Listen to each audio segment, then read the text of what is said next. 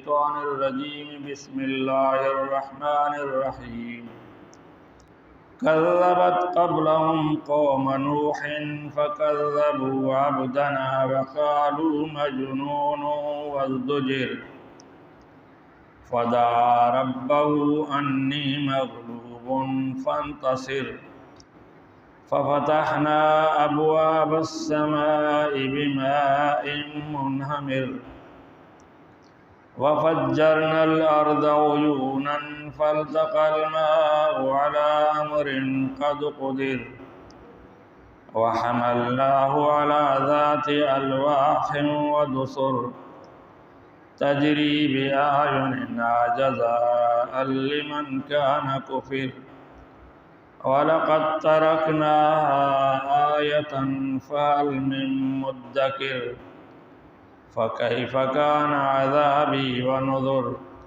وَلَقَدْ يَسَّرْنَا الْقُرْآنَ لِلذِّكْرِ فَهَلْ مِن مُّدَّكِرٍ صدق اللہ العظیم۔ پچھلی آیات میں قیامت کا تذکرہ ہوا تھا۔ ان آیتوں میں اللہ رب ذوالجلال نے حضرت نوح علیہ السلام اور ان کی قوم کا بیان فرمایا۔ جیسا کہ آپ پہلے سن چکے ہیں کہ حضرت نوح علیہ السلام نے 950 سال تک تبلیغ کی۔ اللہ نے نوح علیہ السلام کو لمبی زندگی عطا فرمائی تھی۔ 950 سال تبلیغ کی اور قوم کو سمجھاتا رہا۔ پہلے تو قوم سن کر نہ مانتی تھی، پھر انہوں نے سننے سے ہی انکار کر دیا تھا۔ پھر بھی نوح علیہ السلام جب انہیں حق سناتے، تبلیغ کرتے تو نوح علیہ السلام پر سختیاں کرتے، ڈانٹتے، مارتے، گلہ گھونٹتے، تکلیفیں دیتے۔ جب نوح علیہ السلام کو افاقہ ہوتا، بعض اوقات گلہ گھونٹنے سے بے ہوش بھی ہو جاتے ہیں، اس کے بعد بھی نوح علیہ السلام دعا مانگتے، یا اللہ میری قوم کو ہدایت فرما، یہ ناسمجھی میں مجھے تکلیفیں دے رہے ہیں، انہیں ہدایت فرما۔ آخرکار نوح علیہ السلام کو مارنے کی دھمکیاں دینے لگے اور کہنے لگے فَأْتِ بِعَذَابِنَا إِن كُنتَ مِنَ الصَّادِقِينَ، تو جو چاہتا ہے کہ تو کہتا ہے کہ ہم اگر نافرمانی نہیں چھوڑیں گے تو عذاب آئے گا، واقعی اور تو سچا ہے، نبی ہے، تو عذاب لیا، دیر کس بات کی ہے۔ آخرکار حضرت نوح علیہ السلام کے صبر کا پیمانہ لبریز ہو گیا، تو اس نے دعا کی جو سورۃ نوح میں ہے، کہا کہ قال نوح رب لا تذر علی الارض من الکافرین دیارا۔ نوح علیہ السلام نے کہا اے میرے رب، کافروں میں سے ایک گھر بھی ابھی نہیں چھوڑ۔ انک ان تذرهم یضلوا عبادک ولا یلدوا الا فاجرا کفارا۔ اے اللہ اگر آپ نے ان کو چھوڑ دیا تو یہ آپ کے بندوں کو اور گمراہ کریں گے، اور یہ خود ایمان نہیں لائیں گے بلکہ کفر میں بڑھتے رہیں گے۔ تو ان آیات کا ترجمہ سنیں۔ اللہ رب ذوالجلال فرماتے ہیں كذبت قبلهم قوم نوح فكذبوا عبدنا وقالوا مجنون وازدجر۔ اس سے پہلے نوح علیہ السلام کو اس کی قوم نے جھٹلایا اور کہنے لگے تو جھوٹا ہے، اور میرے بندے کو انہوں نے جھوٹا کہا اور کہا کہ یہ مجنون ہے، دیوانہ ہے، اور اس کے بعد اسے ڈانٹنے اور جھڑکنے لگے، مارنے لگے۔ فدعا ربہ انی مغلوب فانتصر۔ پھر یعنی ان تکلیفوں کے بعد 950 سال کے بعد اس نے اپنے رب سے دعا کی، یا رب ذوالجلال میں عاجز ہو گیا ہوں، تو میرا بدلہ لے لے۔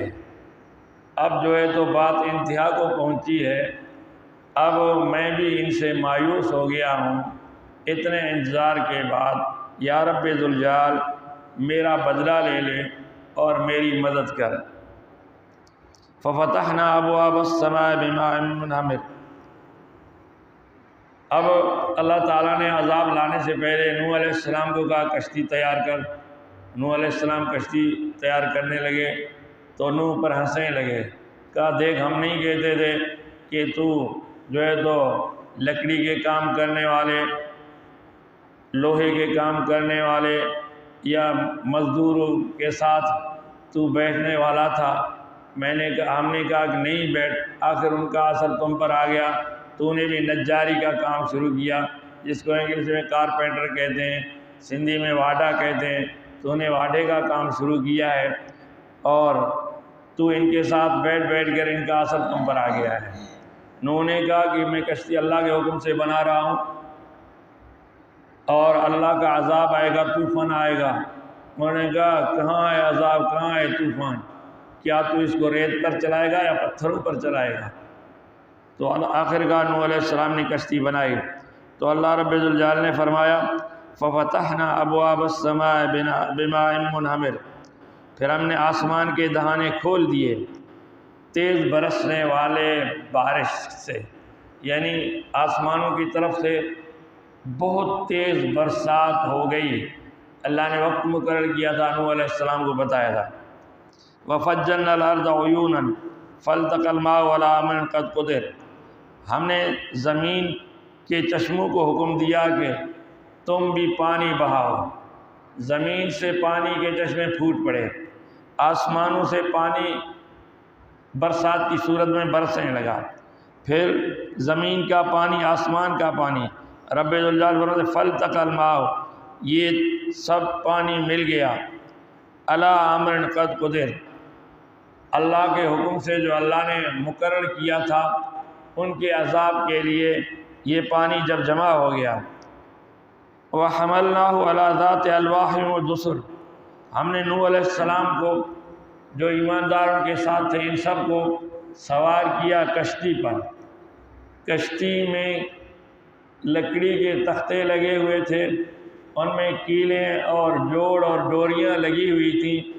دسر ڈوری کو بھی کہتے ہیں، کیل کو بھی کہتے ہیں، اور جس تار سے لکڑیوں وغیرہ کو جوڑا جائے اس کو بھی دسر کہتے ہیں، یہ دسار کی جمع ہے۔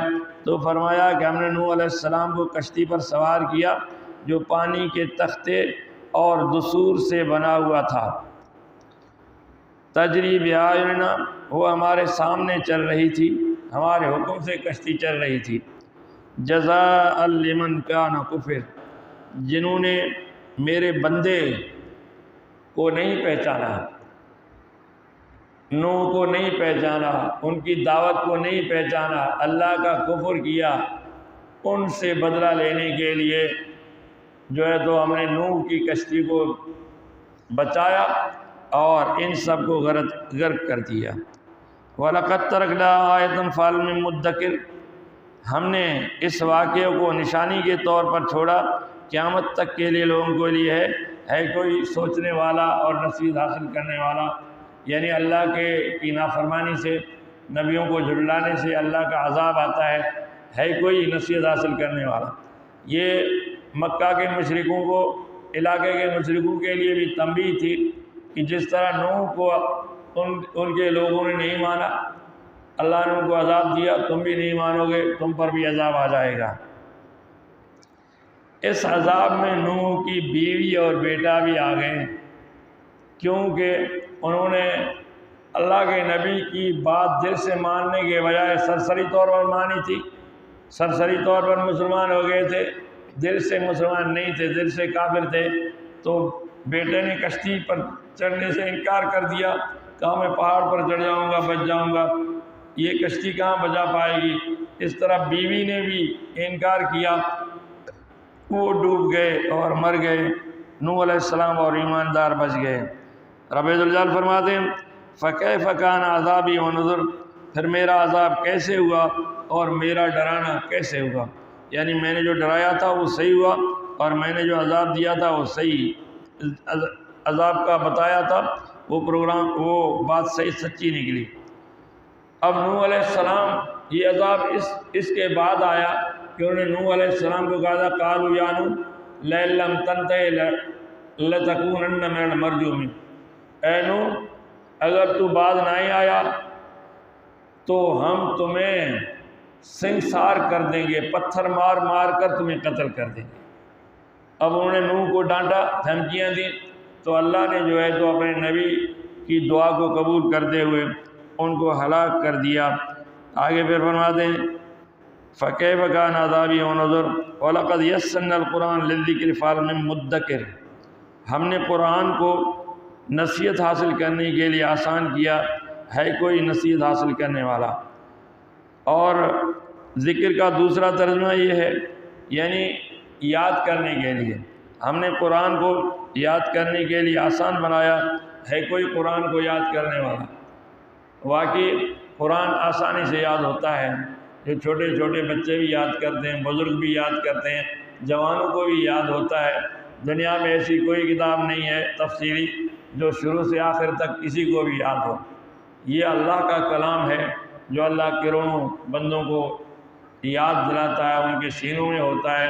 آپ ہر سال رمضان شریف میں جو ہے تو قرآن یاد سنتے ہیں حافظوں سے، یہ بڑی نعمت ہے جو قرآن یاد ہوتا ہے۔ اور دوسری بات یہ ہے کہ نصیحت کے لیے قرآن آسان ہے، کوئی اس سے نصیحت حاصل کرے، یعنی اگر دل سے ایمان سے ان باتوں کو سنے، اللہ ضرور اثر ڈالے گا، وہ سیدھا ہو جائے گا اور اس کو نصیحت مل جائے گی اور وہ اللہ کا نیک بندہ بن جائے گا۔